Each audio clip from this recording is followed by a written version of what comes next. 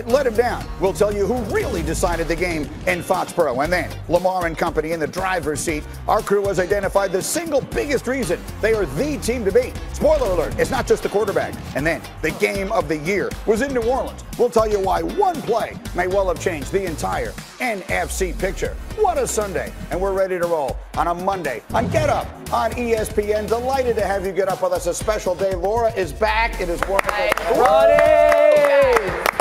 Roddy! And you know that things are getting important because Swagoo has made his way here on a Monday. He's got to stand up. Hey, look at the button on my jacket. You're feeling good. Button He's lost that a lot of weight. Look at that man. Can't even see you. All right, we'll let him. Don't try it, Coach. We'll let him talk about Not LSU today. this morning. We got to get right to it. Let's go. Foxborough yesterday was where this game was being played. Although someone in Kansas City wasn't aware of that. They sent the equipment to New Jersey. It didn't get there until 2:30 in the afternoon. They almost forfeited. Then Patrick Mahomes has a hand injury. He'd stay in the game. And you wouldn't know it here on this nice toss to McCall Hardman. Well, I love first the drift by Mahomes to get away from some of that pressure and give Hardman a chance for his man coverage. Let Hardman finish. Big touchdown for the Chiefs offense. And the Chiefs would take the early advantage, and Andy Reid loved it on the first play of the ensuing drive. What is Brady doing? It's a really good job by the corner, kind of overlapping that seam route. He sees the cover three, the underneath route by number one. Great job overlap. The Patriots had opened with a touchdown, but then had no offense. And then how about this creativity? Travis Kelce. Well, Kelce has run this against the Patriots before. 2 years ago in 2017, a little wildcat, fake the run. Follow that offensive line, big touchdown. Pats get booed going off the field at halftime, middle of the third. What do you need to get back in the game? You need special teams. Pat McAfee, what? Yeah, the Patriots special teams have been on it all year. Their second block punt, right up the gut. Colquitt had to eat one. Nate Ebner with the block. Pats would use it to score a touchdown. 2-point conversion, no good. 23-13. That's the score. Third down here for the Chiefs. This is a huge play in the game. Travis Kelce, they originally rule him down by contact. So two things happen. One, Stephon Gilmore, after they correctly reverse it, does not get the scoop and score. They just mark it down by contact there. So his fumble recovery just gives the Patriots the ball. And because Belichick has to challenge it, he doesn't have a challenge when this happens later in the drive. Take a look. It's Brady. It's N'Keal Harry. This is a touchdown. Greedy, he shouldn't even need the challenge. This is an obvious touchdown. Both officials are looking right at that left foot. It's clear that he's still in bounds, leaps towards the pylon. This should be a fundamental, easy call for the official crew. And yet it isn't. They get it wrong, and they wind up not scoring because Harry doesn't get in, and the Patriots wind up with Brady getting sacked, and they settle for a field goal, so it's a 4-point missed call. After a Patriots defensive stop, they get it back at their own 32. 5 minutes to play. Brady, James White. Oh, Jacoby Myers held on to a ball. Finally, maybe they need to throw from James White more often. But listen, Josh McDaniels, good play call. Knew his offense needed some kind of juice, some kind of energy. Calls the halfback pass. It was needed. Good execution. Here's your ball game on a fourth down after the Patriots had gotten no call on a blatant pass interference. Tom Brady picked it up. The only third or fourth down conversion in this football game after the first quarter is that run by Tom Brady. Tells you everything about the Patriots offense. Big emotion by their coach. But in the end, it leads to this. This is their fourth down last play, and it's broken up. Listen, this is a good play call versus the defense that the Chiefs have. I think there's someone else, but how about Breland? Going over the top, not making contact with Edelman, getting that left hand in there. Patriots fall. Chiefs a big win. Let's talk.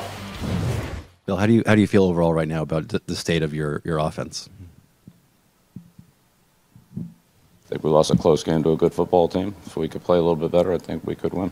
Well, we just got to go out and try to play better and try to win, next week's game. So disappointing, but not going to feel sorry for ourselves. Try to go back to work and do a better job. All right, well, I'll tell you who needs to do a better job. There were three teams on that field yesterday, the Patriots, the Chiefs, and it was the other one that did the worst job. And as I turn it to you, Pat McAfee, I want to show you the three plays that were critical in this game that wound up depending more points than the final margin. That fumble, we showed it to you there by Kelce. He's originally ruled down by contact. It's not even particularly close. And again, because Belichick had to challenge it, he had none left, and they don't get the scoop and score. All right, so that was the first one. Then the N'Keal Harry play where that's not particularly close to being out of bounds, but because they do not have a challenge, they can't challenge it, and it winds up costing them 4 points. And then this blatant pass interference that wasn't in the highlight that would have put on the final drive the ball inside the 5-yard line. That was right before the Brady scramble. So Pat McAfee, what? Well, I think it's so interesting because this is a Patriots team that is demoralized whenever we don't normally see this. I said this last week. I truly believe for a long time that Tom Tom Brady did not have sweat glands. I honestly thought that. His eye black was always perfect. After games, he always said the right things. Bill Belichick's always been a miserable guy in press conferences, but now it seems as if they know what's coming to them. And they lost to the Texans last week by 6. In this particular game, they looked terrible on offense, just like they did last week. Their defense stepped up, their special teams stepped up, but they couldn't get anything going on offense, and they still should have won that game. If it wasn't for the Alberto Riveron gang with the out of bounds on N'Keal Harry, they had 4 eyes on that thing within 5 yards to get that wrong. Then the punch out and Gilly Lock picks it up. That's probably a touchdown. The pass interference. They were getting screwed by these refs. And if I'm a Patriots fan, yes, I know the offense has been terrible, but now 2 games in a row, we have played our outright worst, and we're still in it. In this game, they should have won, and they're still 10-3 looking down on almost everybody in the league right now. I'm a football guy. I want to talk football. And now we have to come on our show, your show, and talk about the officiating crew. I think that the NFL needs to do something before the playoffs. They need to there's no way. Stink, Dan. There's no way that you can go into the playoffs the way the officiating right now is set up, because we're going to see another important football game dictate who wins. They got to give coaches more challenges. Something has to change before we get to January. Why don't we just change the whole rules because New England got messed over? I'm sorry, but give me a break. Cry me a river. Man, New England's never had a break. Oh, please, give me a break. I mean, we're not changing the rules or anything else. Yeah, was there some mistakes? Absolutely, and I loved it for one. As we might have expected from you. Here's the thing, though. Why is it so hard for the Patriots offense right now? Because they don't have what it takes. Look, we have, first of all, the indictment on the fact of their record is great, right? This is great coaching. This is a franchise that used to win. Anybody else would probably be 1-11 right now. Agreed. When you think about it. Now, going forward, they don't have it.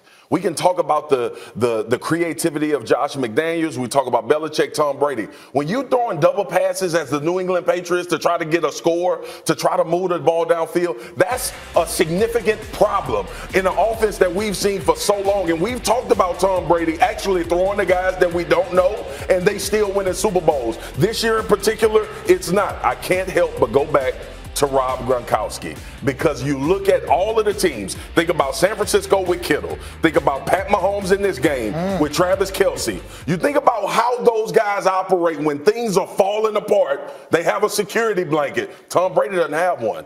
And the guys that he's trying to trust aren't showing up for him consistently. It's a problem. The 2 most fascinating things about it is we often say, like, this time of year, the Patriots know exactly who they are, and so do we. And for the past month, we've said we don't know. I would argue that after yesterday, we know exactly who the Patriots are on offense. We just don't recognize them. We've never seen them like this.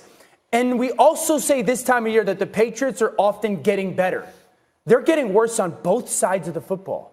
That has never, ever, ever happened in New England. Are they getting worse on defense, or are they just playing better teams? And the teams that have beaten them have been Lamar Jackson's team, Deshaun Watson's team, and now Patrick Mahomes' team. But to your point, G, look, this is football 101. The more plays you play, the more susceptible you are to not making plays. That's what's happened in the New England defense. They still had 2 turnovers. Before we create 2 of them. Rex, you know the inevitability of the New England Patriots. You coach in that division for a very long time. Will they still be the team you have to knock out in the playoffs? Are they still the team everyone has to beat to get to the Super Bowl? Nobody's afraid of them. I can promise you that. Last year I said the same thing, and it was the worst Patriot team. They won the championship. Yeah, right? no, exactly. They won the Super Bowl. But they're getting the home one. They get home field advantage. That was huge or whatever. And then if it's not for an offside call, they get beat. I'm telling you, this team's not even close to that team last year. They can't run the football. They can't protect the quarterback. Nobody can get separation. I'm sorry, they're one and done in the playoffs. Well, they're not going to be the